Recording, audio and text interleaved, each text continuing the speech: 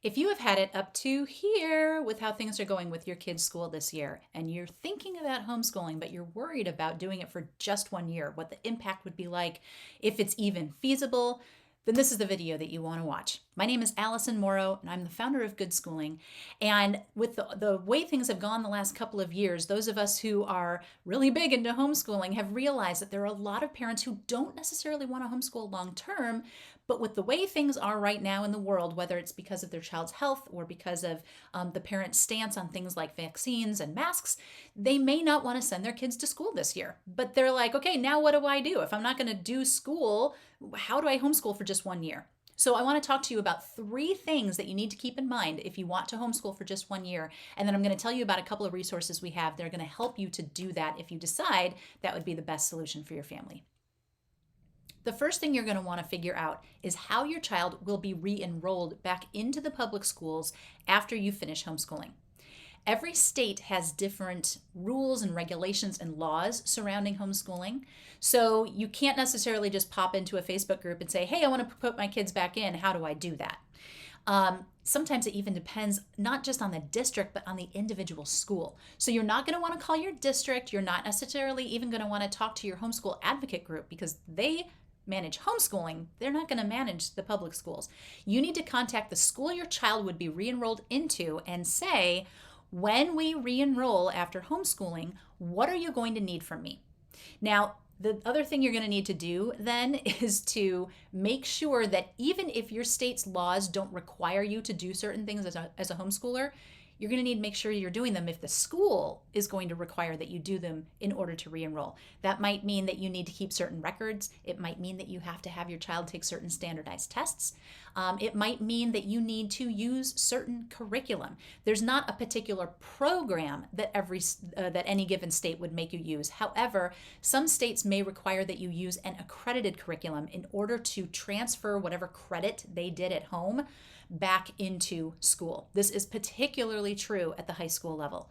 So before you make any decisions, take a look at what the school is going to require and make sure that you're going to be able to take care of any of those kinds of things in your homeschool. Now, the second thing you're going to want to do is try to divorce your approach to education from the public school. It's going to be really hard because chances are that's all you know. And I know that it might feel like the best thing to do would be to stay in alignment with public school, but that's not actually necessarily true. The best thing that you can do is to focus on the 4 R's: reading, writing, arithmetic, and relationship. This year, if you choose to do this, could end up being a pivotal year for your child simply because of all of the time that you are able to invest in your relationship with them. When you send your child away to school, you drastically limit the amount of influence and time that you have. But when you bring them home, you suddenly have the opportunity to pour into your child so much more than you would have. And if all you're focusing on is academics, you're missing an incredible opportunity. And not just that, but kids need a relationship with their parents. And even if you have a fantastic relationship outside of the time that they're at school, when you bring them home, things are going to change. The dynamic is going to be very, very different. And so if you make the relationship portion your priority and then filter everything else in after that, it's going to make things go much, much better. If you try to make the academics the priority, that's going to feel to your child like you're just trying to force feed them all of this stuff.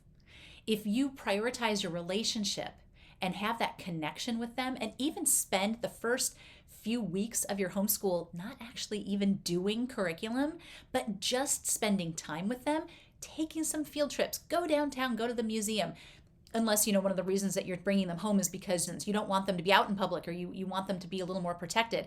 Look for things that you can do at home. Look for really fun documentaries or movies. There are tons of museums that have actually put their whole museum online so that people can do virtual tours. Loads of stuff like that out there now. So take the first couple weeks to really focus on your relationship with your child, on kind of getting their buy-in into this whole homeschooling thing so that when you start using curriculum, if you even choose to use curriculum, because believe it or not, you really don't have to, then they're going to be much more engaged and they're going to be much more excited and they're going to have a lot more motivation and initiation because they feel like they are part of this as a partnership and not just someone that their stuff is being thrown at. You know what I mean? It's not just a matter of you trying to shove this curriculum and this education down their throat.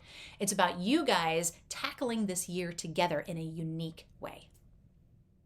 The third thing that I would recommend is that you go all in with homeschooling this year. Like I said earlier, don't try to line it up with public school. Instead, try to completely immerse yourself in the homeschool experience. Because if this is the only year you're going to do it, you want to wring as much of the awesomeness of homeschooling out of this year as you possibly can. And you're really going to rob not just your child, but yourself of a really unique opportunity and experience if you keep trying to keep everything in lockstep with what your child would be doing in the public schools. Now, like I said earlier, some states are going to require that you be able to do certain things, prove certain things or show evidence or work or portfolios or test scores or whatever. So of course you have to take into consideration what your state is requiring and what the school is going to require for when your child comes back in. But honest to goodness, y'all, I would lay out all of those requirements and do as much as you need to, but not go overboard on the academic side. I know that sounds ridiculous, but here's the thing. You have an opportunity this year to help your child rediscover their own natural curiosity. And so if you use this year as an opportunity to rebuild that curiosity muscle, to help them figure out things that they're really interested in, things that they want to learn about, things that they want to do, that they want to try, and you give them lots of opportunity to do that, you could be creating an opportunity for your child's future that they wouldn't have had otherwise. So many kids in the public schools, they graduate and they know they're supposed to go to college, but they have no idea what to do because all they've been doing is what everybody else tells them to do. You have to take 4 English classes. You have to take 3 math classes. You have to take these English classes or these science classes and these history classes, and you get one elective. Well, how on earth are you supposed to figure out what you want to do, what you find interesting, what you think is fun, if it's not one of those things you're being forced to do? And you have so little time outside of school to figure anything out because you're trying to get your homework done, you're trying to get some sleep, you need to eat somewhere in there, you want to socialize a little bit with your friends. Actually, that's the thing you would most like to do, but you hardly have any time for that either. When on earth are they supposed to explore all of the different kinds of things that are out there for them to try when they have so little time? This is the year that your child has, if you decide to homeschool, where you can expose them to so many different things. Those museums, those maker barns, those day trips. You could even find someone that they can intern with, or maybe someone they can shadow who has a particular job that they think might be interesting. Look for ways that you can do unique things, that you can give your child unique opportunities this year that they may not have the opportunity to do again once they get back into public school. If you're starting to get a little excited about the idea of doing this 1 year of homeschooling, or maybe it might end up being 2, then I would love for you to check out a couple of the resources that we have that we've created just for you.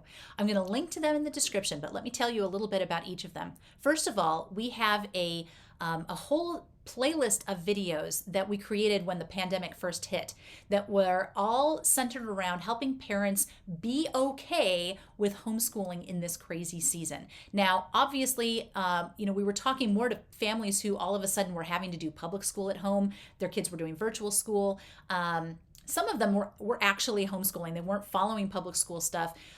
But we wanted them to understand what crisis schooling looks like and how it's going to look different from public school and regular homeschooling. So we have that playlist, and then we also have a Just This Year playlist of videos that we pulled together specifically for families kind of like now more in this season who are still homeschooling perhaps for health reasons or whatever, but it's not that same crisis pandemic schooling that we were dealing with before.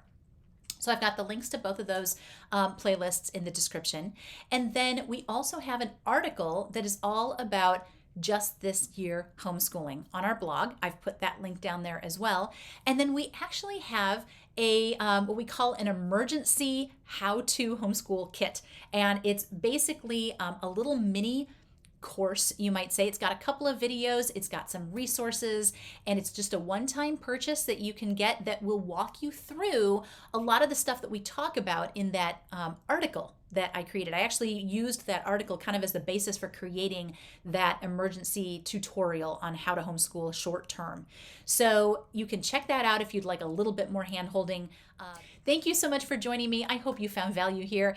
Hit that notification and like button and let me know how else I can help you, because you can homeschool even if it's short term, and good schooling can help. See you later. Bye.